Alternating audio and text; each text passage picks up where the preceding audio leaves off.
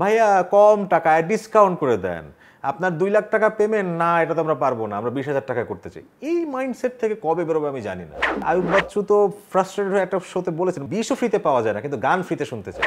এটা সস্তা মানসিকতা, যে এখনো মিউজিশিয়ানদের কাছ থেকে, শিল্পীদের কাছ থেকে আমরা ফ্রি শো দেখতে চাই। যারা বিজনেস করছে তারা যদি এটা চিন্তা না করতে পারে যে আমি আমার আর্টিস্টদেরকে সঠিক পয়সা দিয়ে আনবো, তাহলে তারা এই বিজনেসের জন্য সঠিক না। স্বাগত জানাচ্ছি সময়ের গল্পে। আমি তাজরিন রিকা রয়েছি আজ আপনাদের সঙ্গে। আমাদের মাঝে আজ রয়েছেন একজন শিল্পী, যিনি তার কণ্ঠ, সুর এবং সঙ্গীতের মাধ্যমে মুগ্ধতা ছড়াচ্ছে একেবারে প্রতিনিয়তই। আর তিনি কেউ নন, তিনি হচ্ছেন খুবই আমাদের পছন্দের একজন শিল্পী, মিফতা জামান। কেমন আছেন? ভালো আছি আলহামদুলিল্লাহ। ভালো তো থাকারই কথা। খুব সম্প্রতি আপনার একক কনসার্ট গেছে, তো দর্শকদের সারি থেকে আসলে কেমন রিয়াকশন পেয়েছেন? ইট ওয়াজ রিয়েলি গুড, মাশাআল্লাহ। এবং whole experience as a musician, as an artist, I really enjoyed. যেহেতু প্রথম কনসার্ট, তো অনেক অনেক প্রত্যাশা নিয়েই করা, তো প্রত্যাশার বিপরীতে আসলে প্রাপ্তি কতটুকু ছিল? ও ভেরি হ্যাপি। মানে প্রাপ্তি যদি বলি একদম 100-100। কারণ আমি চাচ্ছিলাম হচ্ছে যে ইউনো ফ্যানদের সাথে ডাইরেক্টলি কানেক্ট করা।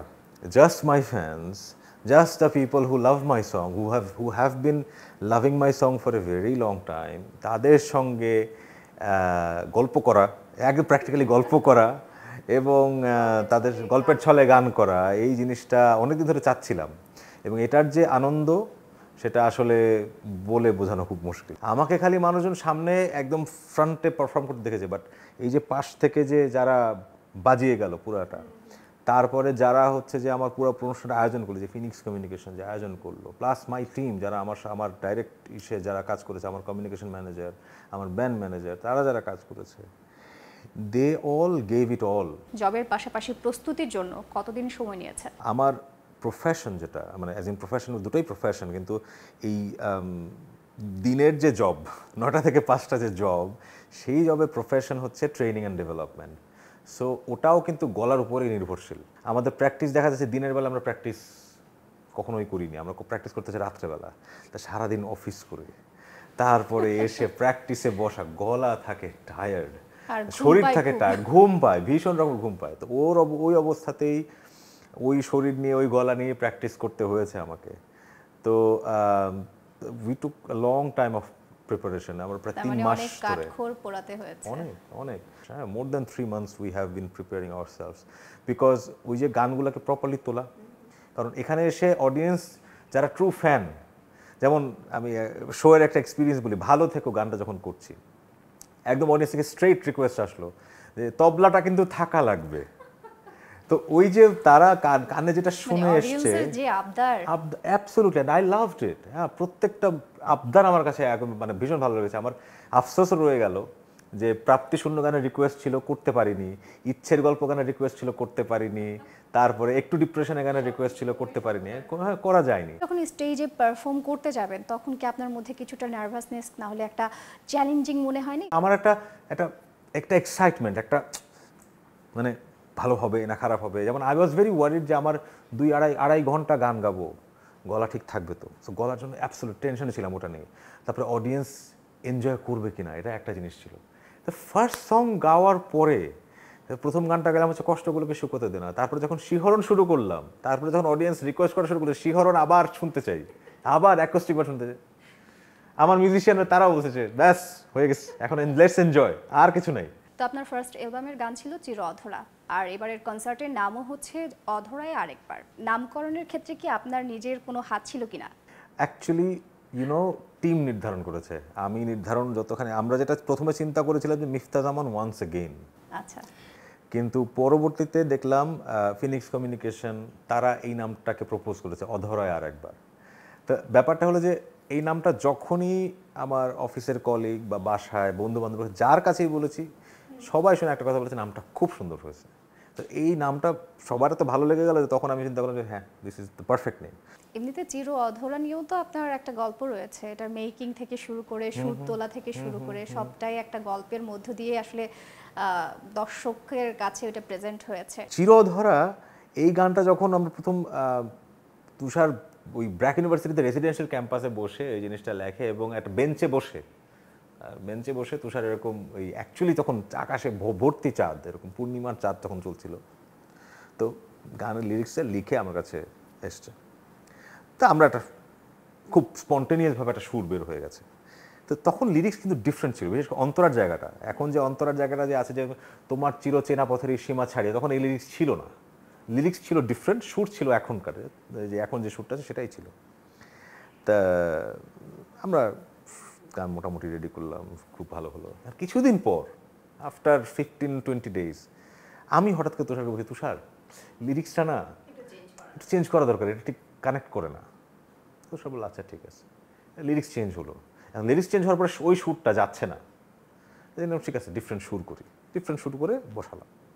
এখন বসানোর পরে আবার 15-20 দিন পরে তুষার একদিন আমার কাছে বলে, অ্যাকচুয়ালি আমার এক ফ্রেন্ড ছিল, গিটারিস্ট ফ্রেন্ড ছিল, ও এসে বলছে যে আগের সুরটাই তো ভালো ছিল। তুষার এখন তখন বলছে যে যে হ্যাঁ আমি তো আগের সুরটাই না ভালো ছিল, তাহলে তো আবার লিরিক্স তোর একটু টুইক করতে হবে, তাহলে এই লিরিক্সের এখন যে লিরিক্স দিলি সেই লিরিক্সের থিমে নিয়ে আয়, কিন্তু আগের সুরটা নিয়ে আসি। এই তারপর আমরা ফাইনালি, সো আমরা প্রায় 1-1.5 মাস এক মানে ছলচাতুরি করে বেরিয়েছি একজন আরেকজনের সাথে, যে হ্যাঁ খুব ভালো খুব ভালো, কিন্তু আসলে মন সায় দেয় নাই। তো ফাইনালি যখন এই গানটা এই জায়গায় এসে ঠেকলো, এই সুরে এসে ঠেকলো, উই আর সো হ্যাপি। আমার মনে আছে রাত 2টা-3টার সময় আমরা নাচানাচি করছি খুশিতে, যে কিছু একটা করতে পারছি। হ্যাঁ, it was good, it was that good. So yeah, that's the whole story behind this iconic song. দেশকে ছাপিয়ে ভারতেও আপনার ফ্যান ফলোয়ার্স রয়েছে, তো সেই দিক থেকে নিজেকে কতটুকু বাণিজ্যিক শিল্পী হিসেবে মনে হয়? বাণিজ্যের জায়গাটা তো আমার এখন অনেক দূর যাওয়ার বাকি, আরও অনেক কিছু অ্যাচিভ করার বাকি, আরও অনেক বাণিজ্য করার বাকি। ইচ্ছা আছে তো? Absolutely, absolutely. ইটস মানে এটাতে যখন মানে এসেছি যখন, তখন তো সিরিয়াসলি এসেছি। মানে এবং লাস্ট 17 ইয়ার্স ধরে I have been in this industry. So I started as a tenure, তারপরে নিজের গান নিজে প্রডিউস করা শুরু করেছি, because I am very serious about this.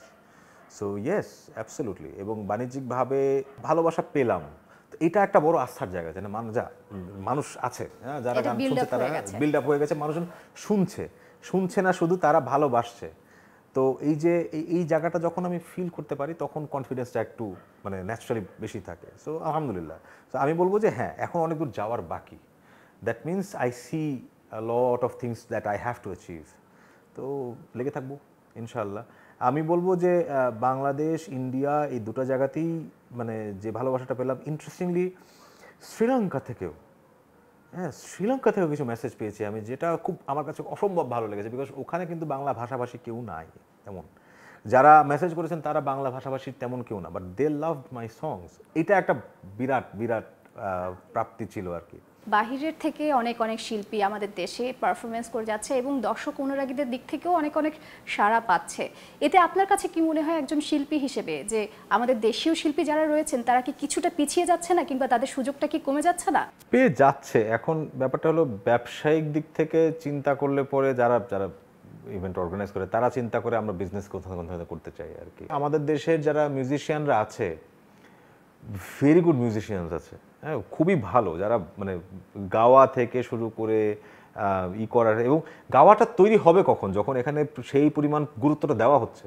যদি গুরুত্বটা না দেওয়া হয়, তাহলে মানুষজন কিছুদিন এখানে চেষ্টা করার পর যখন দেখবে যে তারা এখান থেকে আর্ন করতে পারে না, যারা এখান থেকে সেই এক্সপোজারটা পায় না বা ওই অ্যাপ্রিসিয়েশনটা পায় না, হোয়াট হ্যাপেন্স, মানুষজন ইন্টারেস্ট হারায় ফেলে। কখনোই এখানে তৈরি হবে না যদি আমরা এখানে গুরুত্বটা না দিই, এবং ফাইন্যান্সিয়ালিও নিজেদের আর্টিস্টদেরকে সেইভাবে করে পেমেন্ট বাড়ানো উচিত। অনেক ব্যান্ডও কিন্তু হারিয়ে গেছে, শুধুমাত্র প্রপার তারা কোনো পেমেন্ট পাচ্ছে, পয়সা পাবে না। পয়সা এটা কি, এটা আমি এখনো বুঝতে পারি না যে when it comes to music, যে কোনো প্রোগ্রামে সমস্ত কিছুর জন্য পয়সা থাকবে, কিন্তু মিউজিশিয়ান, সিঙ্গার, তাদের ক্ষেত্রে ভাইয়া ফ্রি করে দেন, ভাইয়া কম টাকায় ডিসকাউন্ট করে দেন, আপনার 2 লাখ টাকা পেমেন্ট না, এটা তো আমরা পারবো না, আমরা 20,000 টাকায় করতে চাই। এই মাইন্ডসেট থেকে কবে বেরোবে আমি জানি না। ওয়াই দিস এক্সপেকটেশন যে মিউজিশিয়ানরা এসে, শিল্পীরা এসে ফ্রিতে গান গাবে?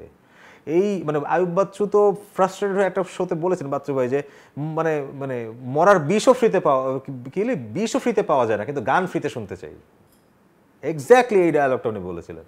তো এটা এখন ইট ইজ হাই টাইম যে we don't become this cheap. এটা একটা সস্তা মানসিকতা, যে এখনো মিউজিশিয়ানদের কাছ থেকে, শিল্পীদের কাছ থেকে আমরা ফ্রি শো দেখতে চাইবো। এই চিপ মাইন্ডসেট থেকে বের যদি না হতে পারে, তাহলে পরে দেশের আর্টিস্টদের কেন বাবা মারা স্বপ্ন দেখবে যে তার ছেলে বা মেয়েরা গান শিখবে? এটাও তো একটা ইনভেস্টমেন্ট, একটা টাইম ইনভেস্টমেন্ট, মানি ইনভেস্টমেন্ট।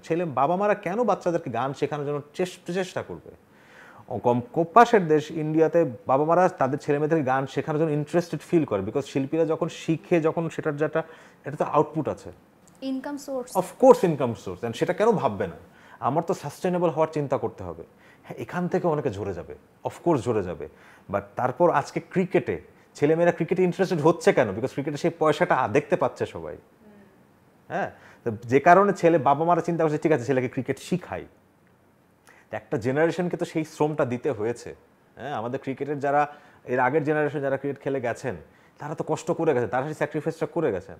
তো এখনও যদি এই সস্তা মানসিকতা, মানুষ এই যে চিপ মেন্টালিটি, যে মিউজিশিয়ানরা সিঙ্গাররা সে ফ্রিতে গান গেয়ে দিবে, বা একটা মোটামুটি আয়োজন করলেই হলো, হ্যাঁ, সাউন্ডের অত গুরুত্ব দেওয়ার দরকার নাই, মোটামুটি একটা কোনায় মিউজিশিয়ানকে ফেলে দিলাম, তারা ওইখান থেকে গান গাবে, এই ধরনের সস্তা মাইন্ডসেট যদি থাকে, তাহলে পরে সরি মানে কোনোদিনই গ্রো করবে না, কোনোদিন এই জায়গাতে মানে ডেভেলপ করবে না। সবসময় বাইরে থেকে আর্টিস্ট এনেই গান গাওয়াতে হবে। বাহিরের শিল্পীদের প্রতি আমার কোনো ডিসরেসপেক্ট নয়, এটি আই অ্যাবসলিউটলি অ্যাডমায়ার। আমি যাদেরকে আইডল মানি তার মধ্যে অনেক শিল্পী আছে যারা বিদেশের বিভিন্ন অন্য দেশের যারা আছেন তাদের, কিন্তু দেশের প্রতি যদি গুরুত্ব না দেওয়ার মানসিকতা থাকে, এখন যদি সস্তা মানসিকতায় ফ্রিতে গান গাবো এই চিন্তা যদি করে, মানে time to change your business. হ্যাঁ, মানে যারা বিজনেস করছে তারা যদি এটা চিন্তা না করতে পারে যে আমি আমার আর্টিস্টদেরকে সঠিক পয়সা দিয়ে আনবো, তাহলে তারা এই বিজনেসের জন্য সঠিক না। সামনে কবে আপনার গান পাচ্ছি? ট্রুথ বি টোল্ড, আমি এর মধ্যে আমার মিউজিশিয়ানদের সঙ্গে একটা গ্রুপে একটা খুব ইমোশনাল হয়ে একটা মেসেজ আমি করেছিলাম আমার মিউজিশিয়ানদেরকে, যে আই নিডেড দিস ফিলিং। আমি অনেক দিন ধরে এই এত পারিবারিক ট্রমার মধ্যে থেকে মানে যেতে হয়েছে রিসেন্ট ফিউ ইয়ার্সে। তো আমি মিউজিশিয়ানদেরকে বলেছিলাম যে thanks to you guys I am back with my musical self. অনেক দিন পর I felt like I lost it. অনেকদিন পরে মানে musical the person of mind it kind of went for a vacation for a very long time. অনেক দিন ধরে আমার সাথে আমি ফিল করছিলাম না সেই মানুষটাকে।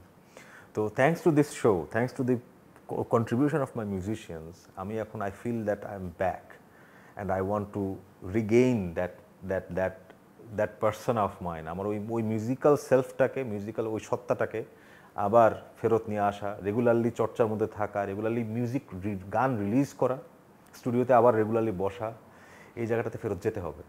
তো এটা কানেকশনটা আবার ফেরত পেয়েছি। So yes, absolutely I am getting back, এবং আমি গান শিগগিরই রিলিজ দিব ইনশাআল্লাহ, এবং আরও বেশি করে রিলিজ দেওয়ার আমি চেষ্টা করব। কতদিন অপেক্ষা করতে হবে? 1 থেকে 1.5 মাস। আমি রিলিজ দেওয়ার সময় আমি জানাবো সময় টিভিকে, আপনাকে আমি অবশ্যই আবার জানাবো। You guys come and do another video, যে আপনি একেবারে মিফতা ভাই আপনি আপনার কথা দিয়ে কথা রেখেছেন। Thank you so much Mifta ভাই আমাদেরকে সময় দেওয়ার জন্য। সর্বশেষ আসলে কি রিকোয়েস্ট করতে পারি, একটা গান যদি আমাদেরকে শুনিয়ে দেওয়া যায়। জানি তুমি নও আমার, তবু ভাবতে ভালো লাগে, তুমি নও কারো শুধু যে আমার।